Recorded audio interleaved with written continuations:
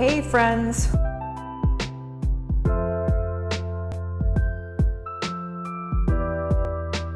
Hey friends, so this week we're going to get into the abductors and adductors, aka inner thigh and outer thigh muscles, aka what Shannon likes to call the Jane Fonda muscles. So you'll see here, this is once again Tom Myers from Anatomy Trains, that we've got the inner thighs connecting right up in terms of a fascial chain up into the pelvic floor muscles. That said, we don't always just want it to be about inner thighs, we also want the outer thighs so that we have a balance of medial and lateral. So the balance muscles come more into this lateral line, so the glute muscles, the glute med, and you can see that above as well where it goes into the lateral aspect of the thigh. And we'll even just carry on right up into the neck and ribs, which is why we will be working some of that before we exercise certain muscles there. I find that a lot of times when people can't access some of these abductor-adductor connections, it's actually coming from tension in the neck and jaw. So let's get started. Okay, so as with all of these videos, we're gonna go in for a little bit of soft tissue release before we get into the stretching and then before we get into the target muscle activation. To start today, I'm gonna be using a foam roller. Some of this you may find to be a little too intense with a regular density foam roller. You could also just use towels. Other options are tennis balls and lacrosse balls, although I think that those might be a little too intense. Another thing that I love, particularly when it comes to the IT band, you can foam roll that. I'll post a link to one that I've recorded previously. One of my favorite ways though to get at the IT band is honestly just with a cupping set, and I'll post a link to that. You can put some oil down on your skin first and do a dragging motion. This set has a good 30 cups, so sometimes when I'm just laying and watching TV, I'll just throw all of them on and let them sit for a few minutes and then take it off. So first, we're gonna get into releasing your adductors. We're also going to do a pubic bone release. I'll talk more about that as I do it. So I joke with this one that it's always like you're getting intimate with your foam roller. You'll lay down on top of it. Sometimes I get low enough to where I can actually relax my chin and full sternum down. There's some crazy trigger points. But basically the rectus abdominis, the six-pack abs connect down into the pubic symphysis, I can't talk today. And then the inner thighs connect up into near the inguinal ligament or into the inguinal ligament, which is basically what we think of whenever we think of that band of the pubic bone across the front of the pelvis. You can kind of go side to side. You may notice that one side is a little bit more tense than another. Not so coincidentally for me, the side that feels more tender is the side that historically, if I do have some form of sciatic or piriformis pain, that's the side right now that's tighter, so you might find the same thing. And this even goes back into the last video when I was talking about that's also the side that I tend to walk a little funny on, and I'm not unique to this, so you might notice those same connections up in your leg. We're gonna then pivot into trying to kind of get it up, wedged up in there, and then rolling back and forth. And then when you feel some form of a knot, you can just pause on it. You can also play with doing internal and external rotation of your leg.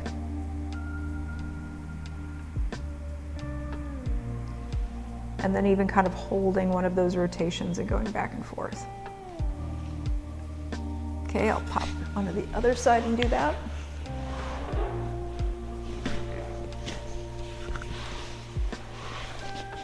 So I'm wedging in there. You can get, basically like right at the crease of where your groin, like right in there, and try to pin. You can also do that with a some form of a wand massager. And no, that's not a trick question. I'll talk about that more in another video of purchasing an inexpensive home massager to get at some of these more nooks and crannies where some of these muscles attach. Cool. All right, let's get to the next spot. Okay, so our next spots are going to be kind of up generally through here. One thing I wanted to mention, and I'll post a link to this, I love this massager. So This is another way of getting at that IT band area, and also kind of going up in here, which is what we're about to do in a much less pleasant way. I love these things because you can't really go wrong anywhere you put them. So all of the spaces that I'm doing right now, it would be much nicer to yourself to invest in one of those and do it. So we're first going to go for the TFL, which is basically, if I gesture right here, it's this kind of meaty part and not pleasant. So you'd go in and do a little bit of rotation here again. Those are just 2 lacrosse balls and a sock, by the way. You could do the same thing with a tennis ball. I could do the same thing on a foam roller. This little guy though is super important for gait and proper spiraling in gait. And I find that it's something that a lot of people don't realize is crazy tight and often crazy weak in dealing with lower back pain. So going for the other part, you maybe see a little bit better where I've got that wedged. It's not quite on the bone, but it's pretty close. Hence why this is a little bit more masochistic to do with lacrosse balls. And I can kind of slide up and down.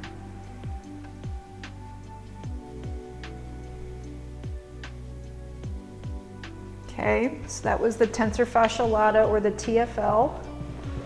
Next, we're going to go for the gluteus medius. For that one, I'm just going to go this way. I'm going to lay on my back. I'm going to pull that up and under. I'm going to float up one leg at a time. If you have active lower back pain, this may not be your friend, in which case doing that kind of massager is preferable, and just kind of rock side to side. The other thing that I like about that massager in particular is that it has a soft, that attachment that I had on it is gentle, so you can actually go over bone with it and not feel like you're going to bruise yourself. And then I'll kind of get on one side usually, and I'll do a little rocking motion.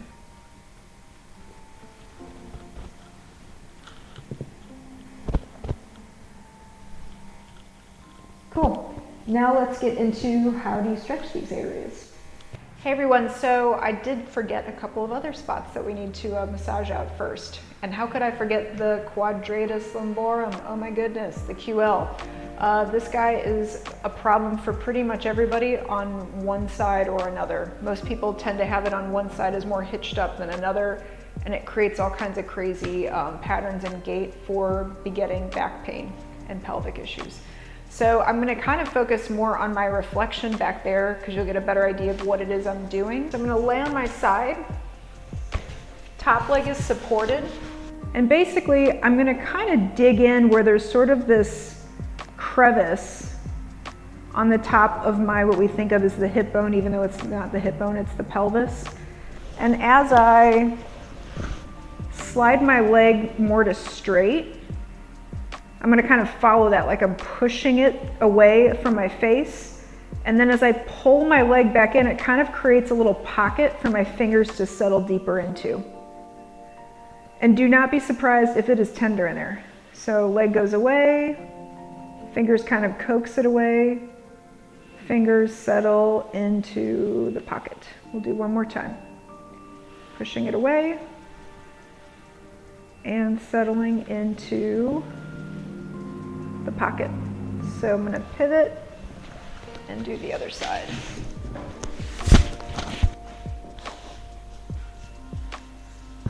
Okay, so here's my spot. I'm going to slide my leg away. I'm prying that away. And then I bend and I wedge into the pocket. Gliding away. Settling in, last one, and settling in.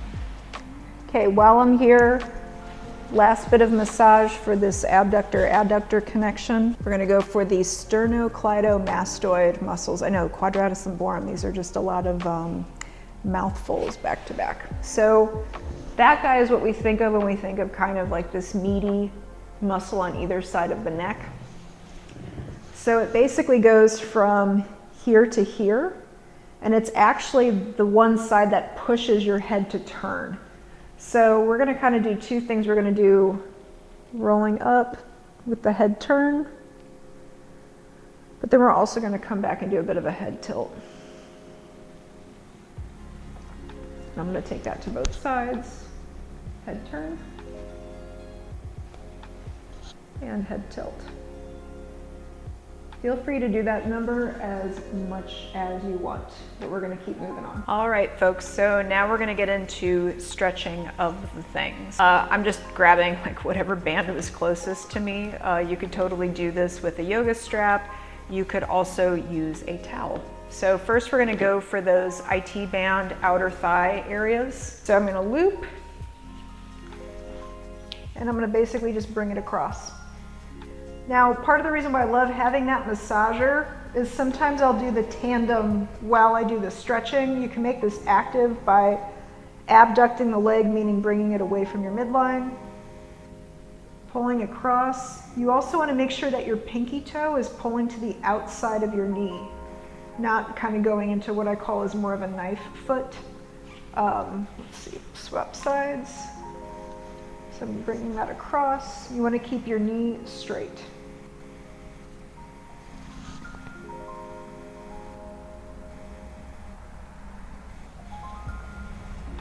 I also sometimes do an eversion, inversion with the foot as I do this, so that it sort of stretches out the ankle at the same time. And then we're going to take that into this yoga pose. This is another one where you can kind of grab, sorry, let's see me well. And I would normally not be having my head up like this. This is just so that the camera can track me. So do not feel the need to be straining your neck like this. This is another one where if I had the massager, I would kind of get in there. Another thing that's interesting about how this place can connect up is actually massaging your upper back, like kind of getting at the shoulder blade. There's totally a diagonal connection there that feeds into one another.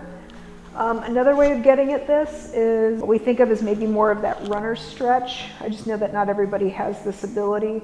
Another one where I kind of then will sort of do that sort of prying motion. A different version of doing that would be to just cross one knee over another, bring the leg across, kind of getting at that if you don't have that range of motion.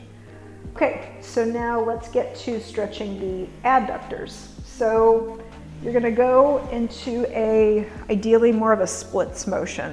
If this is too intense, another way of going about this would be to lay on your back with your legs up against a wall. That can prove challenging for those of you with tight hamstrings, and then just let your legs kind of drop to the sides. This one, because the knees are bent, it kind of takes the hamstrings out of it, and I feel like it isolates the adductors, so I feel like I get a deeper stretch. So I'm going in for kind of a frog stretch.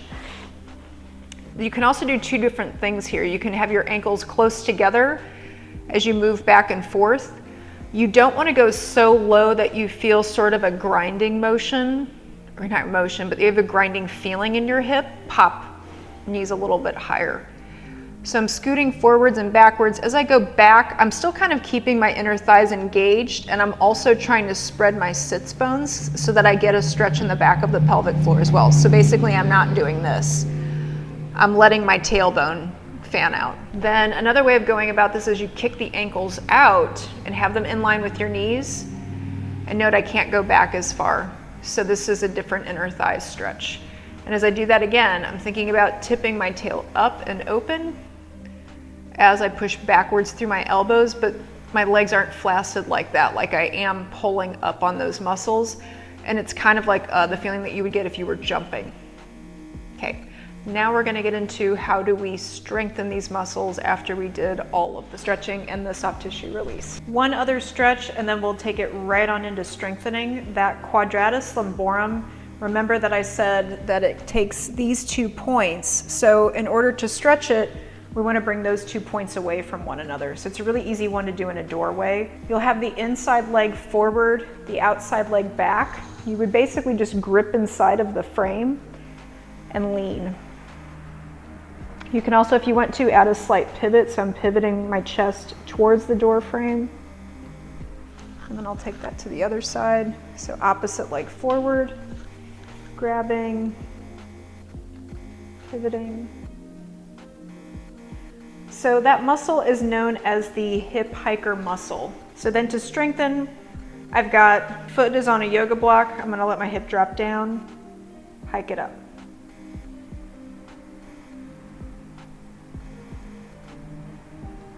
And then if I take that to the other side, drop down, hiking it up. You'll kind of know which side is likely your weaker side if it feels foreign to do that on one side, and no surprise here, it's the same side that I tend to have pain on. What do you know? So now that we have done manual therapy on our adductors and abductors, and we have also stretched them, it is now time to neurologically connect them. This next thing that I'm going to do is the one that is probably it's the most approachable of the adductor activators. I'm going to use one of my favorite toys, so much of my favorite that I own 2 of them. It's a really amazing calf stretcher, so it's really going to take the ability of the calf to help me cheat in this motion. You could absolutely do it with just a towel. So I am going to, or a yoga strap. So I'm going to lay down on my side. I would even encourage you to do this against a wall, that way you won't tip and cheat. I pull this up completely, and you notice I'm not clearing much here. So here too, I kind of mock up like I have the wall, and I'm trying to lift those inner thighs. I can play with the angle, and I'll hit different inner thigh muscles. I'm going to show you that from the other side. And working with the pelvis, it really is like either side can be a totally different animal. So one side may be completely easy and the other side you have no idea how to find it.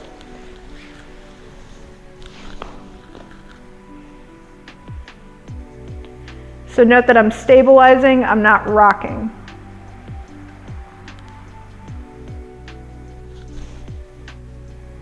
Okay.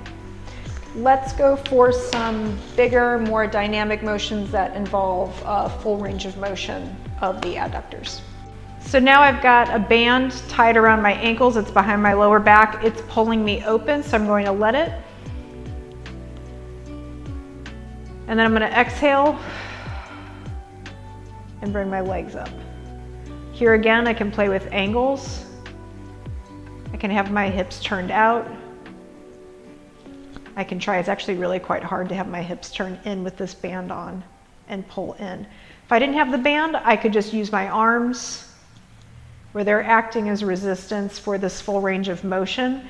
You could also just have your legs up against a wall and just be laying passively open against a wall. I'm just all about kind of trying to find these joints in full ranges of motion for flexibility and strength in the activation. Okay, and finally we have the abductors. So these are the muscles that I refer to as the Jane Fondas in particular, where it's the balance muscles of the hip. They're the muscles that swing the leg out to the side. So first we're going to do the TFL, which is right here. So I'm going to bring my thigh over my thigh. This is another one that I would encourage you to do at the beginning against a wall. I always stabilize and hold my pelvis here because you'll find that if you let it cave in like this, you're going to use different muscles and not the right ones. So I really reach my pelvis away from me. I let my foot point downwards and let my leg rotate in as I lift my leg up in the air. And since we're not so much trying to like strengthen right now, I'm going to kind of stabilize back here because I feel my pelvis tipping. We'll worry more about strengthening at a later episode. We're just trying to find it. Next one is in the middle here. Now my leg goes to neutral. This should be gluteus minimus, or what I refer to as the apple in the bum, because you should feel it deep right in the middle there. And I am kind of reaching away as I lift. And then lastly, reaching my leg long to lift up for the gluteus medius. Okay, so I'm going to swivel and do that one more time on the other side. So I've got thigh over thigh, toes rotate down, hip rotates in, but pelvis stays stable, so I'm not rolling forward. So I'm using that for my hand as a guide, lifting,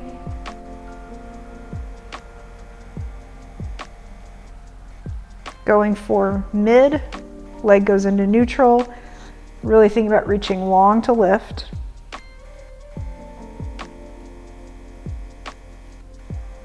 And then lastly, this one you might actually kind of feel like it's behind you, and that's okay.